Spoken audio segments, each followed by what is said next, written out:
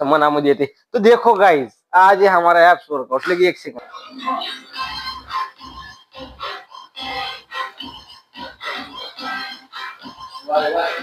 तर हे बघा गाइस, हे आपली जिम आहे, हे सकाळचं रुटीन आहे। तर बघा, मला तुमच्या समजायला काहीतरी सांगायचं होतं। कुपोषित लोकांच्या त्या पोटाला बघून स्वतःला डिमोटिवेट तुम्ही करू नका। ते कुपोषित आहेत म्हणून त्यांचे सिक्स पॅक दिसायला, त्यांनी काय त्याच्यावर मेहनत केली नाही, तुमच्यावर रोज जिमलाही नाही गेले। कुपोषित लोकांना म्हणा डेडलिफ्ट मार म्हणा, डेडलिफ्ट मारल्यावर कसं बघा 20 किलोवरच त्याचं थंड होऊन जाते।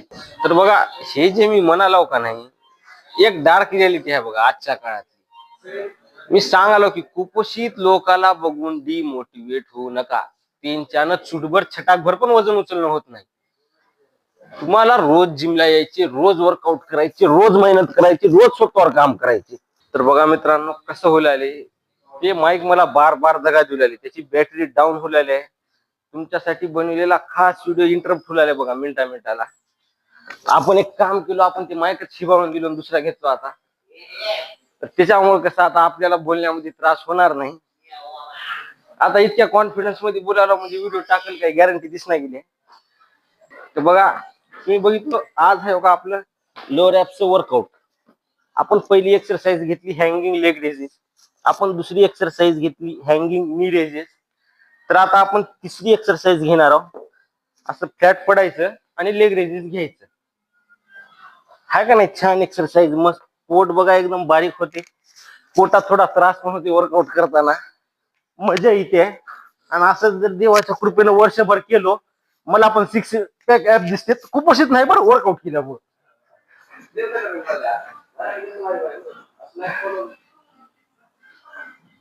आणि कसं आहे माहित आहे का नाही, तसं करून आपलं बॉडी रिव्हील करू का म्हणून आता काही अशा करू नका, 2 महिन्यानच करतो। मोठे मोठे ढिंगे हाकते जिमला जायचे, वर्कआउट करायचे, त्या टायमाला आपण वर्षभर केलेली मेहनत दाखवायचं बघा। तर बघा, हे तर झालं आपलं। तर बघा मित्रांनो, आता बोलत बोलत कॉन्फिडन्स येऊ लागलाय, तर माझी इच्छा होऊ लागली की तुम्हाला अजून बोलाव काय वर्कआउट करावं। बोलणं काय महत्वाचं नाही म्हणा, आपलं वर्कआउट जास्त महत्वाचं आहे, त्याच्यामध्ये पण लोअर ॲप्सचा। आता करावं काय बघा,